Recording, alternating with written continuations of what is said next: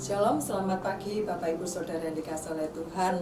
Senang rasanya kita bisa berjumpa meskipun lewat online tetapi sukacita kita bisa berjumpa satu sama lain. Puji Tuhan, mari saya ajak Bapak Ibu Saudara sekalian kita berdoa sebelum kita merenungkan firman Tuhan. Bapa di dalam surga yang kami kenal dalam nama Tuhan Yesus Kristus, Allah kami yang baik. Engkaulah kekuatan kami, Engkaulah sumber di atas segala sumber dalam kehidupan kami, sumber damai sejahtera, sumber berkat, sumber kesembuhan Tuhan, dan sumber sukacita dalam kehidupan kami. Biarlah kami boleh merenungkan firman-Mu ini Tuhan, semakin menguatkan kami untuk meyakini, untuk beriman bahwa sesungguhnya Engkau adalah sumber di atas segala sumber kehidupan ini. Terima kasih Tuhan, di dalam nama Tuhan Yesus, haleluya, amin. Puji Tuhan. Bapak Ibu Saudara yang dikasihi oleh Tuhan, mari saya ajak untuk kita membuka di dalam Mazmur, kitab Mazmur 42. Pada pagi hari ini kita belajar hanya sampai ayat 1 dan 4. Saya akan memberikan tema yaitu Allahku. Puji Tuhan. Saya akan membacanya. Mazmur 42, kerinduan kepada Allah. Untuk pemimpin biduan nyanyian pengajaran Bani Korah. Seperti rusa yang merindukan sungai yang berair, demikianlah jiwaku merindukan Engkau ya Allah. Bapak Ibu Saudara sekalian, kalau kita membaca ayat ini, dikatakan begini, seperti rusa merindukan sungai yang berair, demikianlah jiwaku. Berbicara tentang jiwa adalah berbicara tentang pikiran dan juga kepribadian seseorang. Jiwa dalam bahasa Sanskerta itu jiva. Kalau bahasa Inggrisnya soul katanya, ya. Nah, para ahli filsafat mengatakan jiwa itu adalah yang berhubungan dengan yang bukan jasmani, ya. Bapak Ibu Saudara sekalian, kalau kita membaca ayat ini waktu dikatakan seperti rusa merindukan sungai yang berair, bayangan kita, saya ajak Bapak dan Ibu sekalian untuk membayangkan bagaimana kondisi rusa yang ada di dalam hutan belantara. Dia rusa yang sendirian, seorang diri. Hanya seekor rusa maksud saya. Sementara dalam hutan belantara itu pada musim yang kering, tentunya untuk mencari air bukan hal yang gampang. Dia jalan ke sana, dia jalan ke sini, tidak ditemukan air itu. Maka di sini dikatakan, demikianlah jiwaku merindukan. Rusa ini begitu mengharapkan pada saat dia berjalan ke sana, berjalan di sini, dia akan menemukan air. Tetapi belum ditemukan juga. Dikatakan demikianlah jiwaku, kata pemazmur, kata Bani Korah. Jiwaku merindukan Engkau ya Allah. Bapak Ibu Saudara sekalian, saya percaya setiap kita mempunyai kerinduan.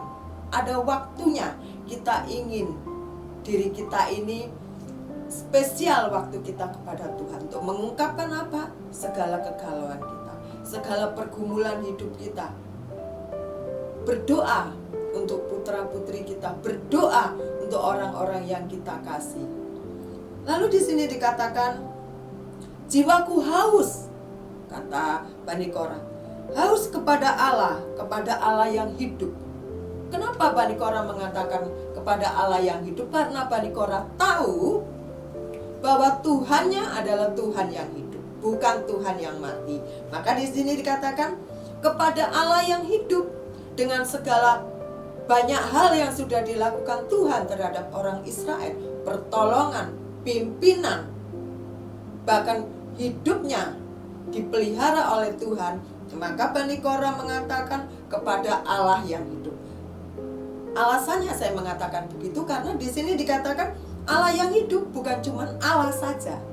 Kalau Bani Korah mengatakan kepada Allah, maka kita akan punya konotasi bisa saja Allah yang mati, bisa saja Allah-Allah yang lain, tetapi Allah yang hidup hanya Tuhan kita, yaitu Yesus Kristus.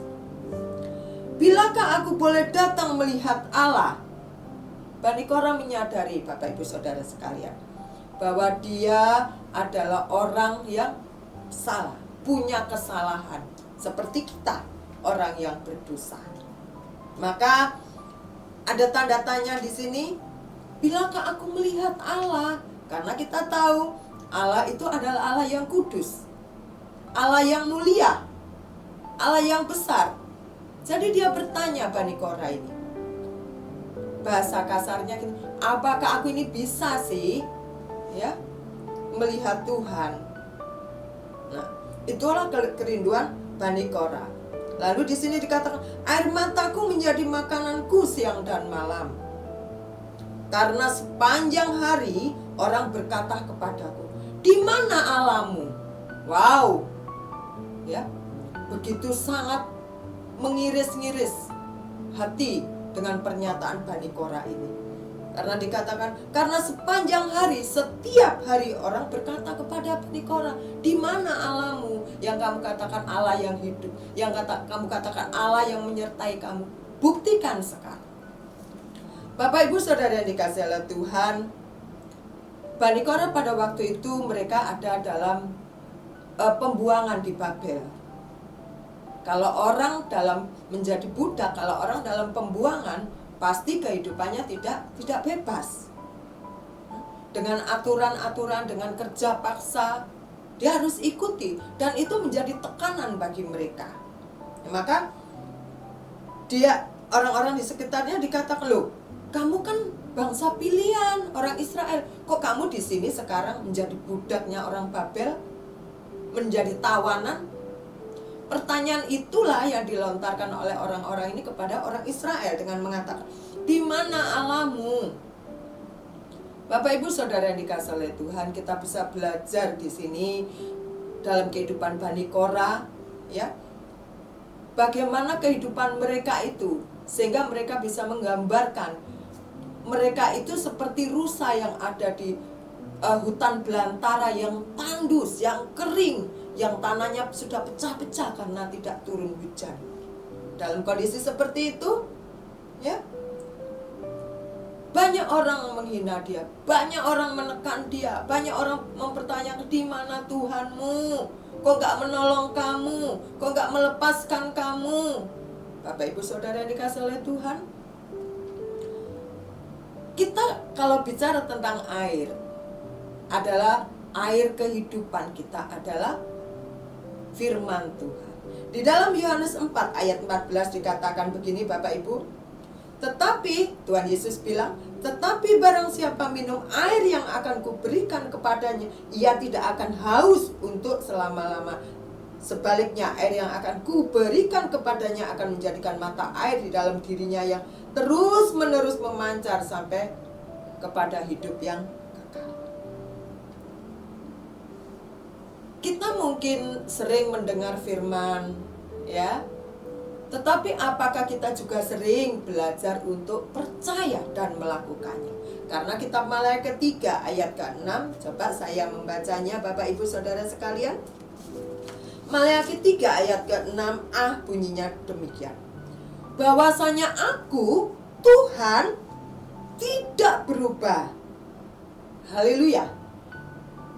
Firman Tuhan inilah yang menguatkan saya dan juga Bapak Ibu Saudara sekalian, bahwasanya aku, Tuhan, tidak pernah berubah. Kalau kita kan suka berubah, janji A yang terjadi kita tepati B, janji nanti yang akhirnya kita datangnya nantinya sana, ya. Tetapi Tuhan sekali-kali di sini dikatakan di dalam Maleakhi 3 ayat 6a, bahwasanya Dia Tuhan tidak pernah berubah, Bapak Ibu Saudara sekalian. Ya. Setiap kita, Bapak Ibu Saudara sekalian, adalah teladan hidup dalam kehidupan saya. Bapak Ibu ada yang menjadi orang yang percaya begitu gigih, begitu militan. Itulah yang saya teladani, kesetiaan dan keuletan Bapak Ibu dalam mengiring dan melayani Tuhan. Waktu kita tentunya pernah banyak mengalami pergumulan, permasalahan itu menjadikan tekanan kita. Kadang-kadang pada saat kita ditekan, kita menjadi pesimis. Kita menjadi pesimis, kita nggak yakin bahwa kita bisa menyelesaikan masalah itu. Tetapi pada pagi hari ini yang kita pelajari adalah dari Bani Korah. Meskipun orang banyak meragukan kedahsyatan Tuhan kita, banyak orang mempertanyakan di mana Tuhan yang kamu sembah, Tuhan yang kamu percaya, Tuhan yang kamu ikut itu bisa menolong kamu. Pada pagi hari ini kita diingatkan kembali di dalam kitab Maleakhi 3 ayat ke-6a, bahwasanya aku Tuhan tidak pernah berubah. Janjinya tidak pernah meleset. Kapan itu? Dahulu, sekarang, dan selamanya. Itulah Tuhan kita. Nah, oleh karena itu Bapak Ibu Saudara sekalian, biarlah kita yang sudah percaya kepada Tuhan, kita belajar untuk percaya juga kepada firman-Nya. Kenapa kita harus percaya kepada firman-Nya? Karena firman-Nya itu adalah perwakilan dari pikiran Tuhan. Amin. Haleluya. Mari bersama-sama Bapak Ibu Saudara sekalian, juga saya, makin hari kita makin dekat kepada Tuhan. Makin hari makin melekat kepada Tuhan. Karena dunia ini akan berlalu dengan segala kemewahannya. Dunia ini akan berlalu dengan segala yang manis-manis. Tapi janji Tuhan sekali-kali tidak pernah berubah. Dia adalah Tuhan yang ya dan amin. Janjinya tidak pernah berubah. Kita mau pegang itu. Kita mau imani itu. Pada saatnya nanti kita akan menerima buah dari Tuhan atas kesetiaan kita, atas ketekunan kita dalam menanti penggenapan janji Tuhan yang terjadi dalam kehidupan Bapak Ibu Saudara sekalian, juga saya. Selamat pagi, selamat beraktivitas, mari kita berdoa. Terima kasih Tuhan, Engkaulah satu-satunya pribadi yang tidak pernah berubah.